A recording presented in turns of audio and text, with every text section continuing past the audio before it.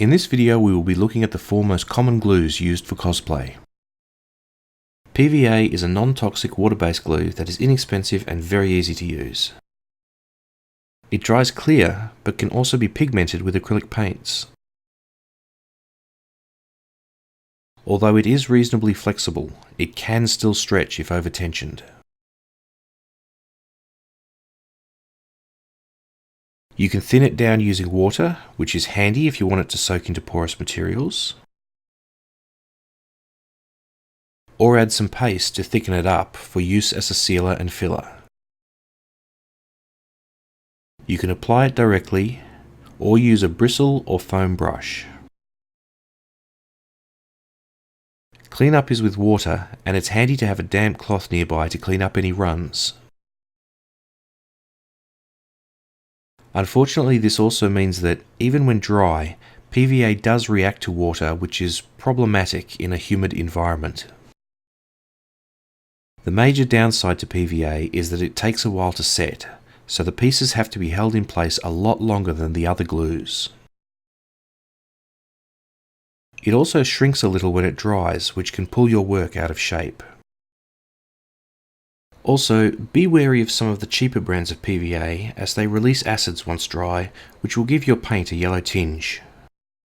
Next we'll be looking at hot glue, which is sort of the go-to workhorse of most hobbyists. This is mainly due to the fast setting time, which is only a couple of seconds. Though you do need to give it a minute or two to fully set. It will stick to almost anything. It's good for gluing across gaps.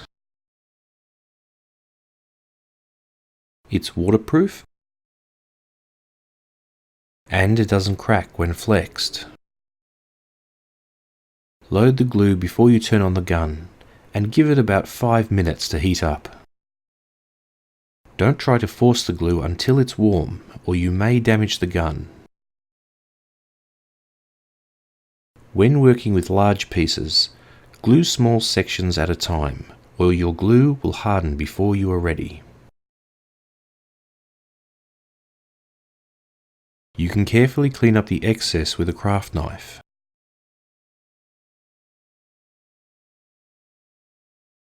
The big drawback of this glue is that it is really hot.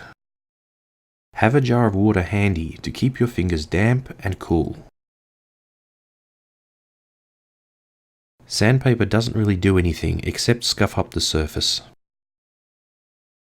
And you may have trouble painting over it with certain paints. Contact adhesive is a generic term for a range of fast-setting glues that are strong, waterproof, non-acidic, and will glue just about anything. You want to find a brand that is as runny as possible, so it will have good penetration on porous materials.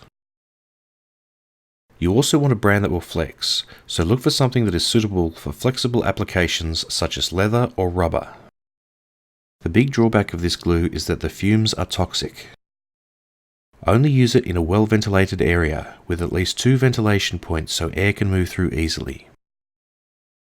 Have a fan pointed at your work area to carry away the fumes quickly, and always wear a chemical face mask. Cleanup is usually with mineral turpentine, but some brands may vary, so check when you buy it. Keep a cup of terps and some paper towel handy to clean your brush after each use. Application is with a small, flat bristle brush. Use a natural bristle brush, as some of the synthetic ones may dissolve after a while. Remember to always brush off the edge, never onto the edge, otherwise you will get runs. Apply a coat to each contact surface, making sure there is enough glue to soak into the surface. Wait until it is almost touch dry before adding the next coat. Continue adding coats until you are satisfied that there is enough glue for a good bond. Wait until it is touch dry before joining. If it is slightly tacky, then the bond will not be instant. And if it is too dry, it will not bond well. A heat gun can be used to speed up the drying, but be careful that it does not boil the glue. You can join large pieces as long as you can get them in place before the glue gets too dry. Apply the glue in short sections, or it may start to dry and get tacky. Start joining at one end and work your way along, otherwise the pieces may not align when you get to the center. On curved joins, use your finger to keep the outer surfaces aligned. If the join starts to pull apart, use pieces of tape to hold it in place while it sets. Check the inside of the join to make sure it is bonded. To remove the tape once the join has set, heat it up a little first, or it will damage the surface. When gluing flat pieces, put them face down on a table and press them together. You only get one shot at this, so take your time and plan it all out before you begin. The glue will continue to give off fumes for at least 12 hours after you use it, so keep the pieces in a ventilated area. Cyanoacrylate is more commonly known as superglue. This acrylic resin consists of monomers that quickly polymerize when they come in contact with water. It is fairly strong and will glue most materials. But it sets hard, which makes it unsuitable for many applications.